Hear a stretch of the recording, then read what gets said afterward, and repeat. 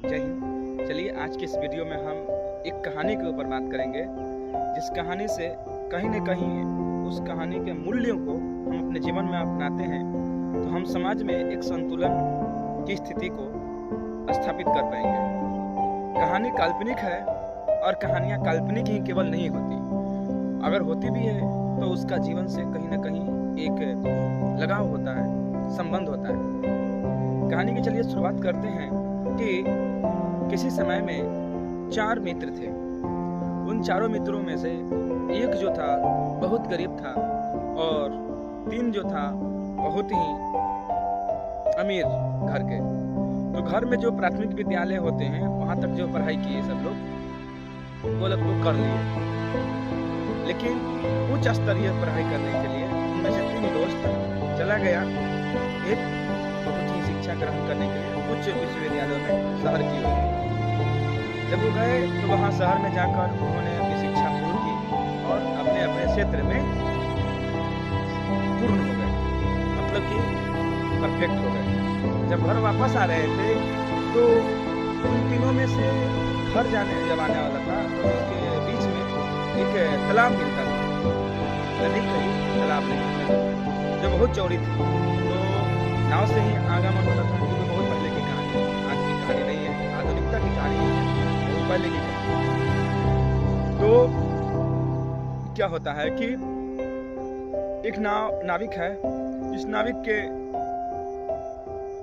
साथ वो गमन करना चाहता है, अपने गांव जाना चाहता है। तीनों बैठता है और बैठते बैठते मानव की प्रवृत्ति है कि वो शांत नहीं रहता है, कहीं न कुछ बात करते रहते हैं। तो वो बात करता है नाविक से। तीनों, जो पहला था वो मैथमेटिक्स में बहुत ही निपुण था, विज्ञान था, विधाता था, ज्ञान था।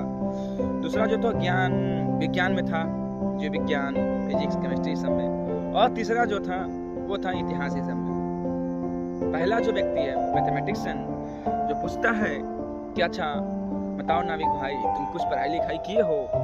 तो वो बोलता है कि नहीं, हम तो पढ़ाई लिखाई नहीं कर पाए। तो इतना में इंसान का संकेत काफी है कि उसके आदर करना चाहिए। नहीं पढ़ा लिखा लेकिन आओ कहीं तो कुछ है ना, नाविक चला रहा अपना घर चला गया, लेकिन उसको अपमान करता है और बोलता है कि तुम्हारा जीवन 25% खत्म हो गया, 100 में मैथ नहीं पढ़ा, कोई बात नहीं। दूसरा पूछता है विज्ञान वाला, ठीक है मैथ नहीं पढ़ा, चलो तुम सजीव निर्जीव, आइंस्टीन, न्यूटन, लाओ ये सब तो जानते हैं। तो भी बोला वो कि नहीं तो बोला कि चलिए 25% तुम्हारा और जितने का। तीसरा जो था SST पढ़ लेता, समाधि विज्ञान करते हैं, तो चलो अकबर बीरबल ये सब के बारे में जानते हैं, हमारे चाणक्य के बारे में, अर्थशास्त्र के लेखक कौन, सब वगैरह वगैरह। तो कहता कि नहीं मालिक, कभी स्कूल गए ही नहीं तो कैसे जान पाए।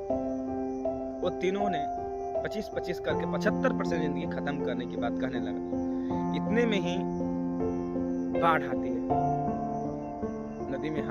नदी में तूफान आती है और नाव डगमगाने लगता है। नाविक ने एक ही प्रश्न पूछता है, वो पूछता कि मालिक आप लोग को तैरना आता है? तो तीनों बोला कि नहीं, मुझे तैरना तो नहीं सीखा हूँ। तो बोला कि आपका 100% जिंदगी खत्म होने वाला है। वो तीनों को शॉट लगता है और बाढ़ हल्का आती है उसमें, नदी में, और नाव पलट जाता है। वो तीनों डूबकर उसी में मर जाता है और नाविक वहां से निकल जाता है। कहानी की यही समाप्ति होती है, लेकिन कहानी की निष्कर्ष पर पहुंचते तो हमको यही पता चलता है कि हर कोई हर जगह परफेक्ट नहीं होता। हर जगह हर कोई एक अपनी विशेषताओं के लिए प्रसिद्ध होता है। नाविक अपना नाव चलाने के लिए प्रसिद्ध है, जहाँ काम आवे सुई वहाँ का करे तलवार, है ना, एक जहाँ काम सुई का है वहाँ तलवार नहीं कर सकता, जहाँ तलवार का काम है वहाँ सुई नहीं कर सकता। बस इसका यही निष्कर्ष। ये कहानी आपको कैसी लगी कमेंट जरूर करें।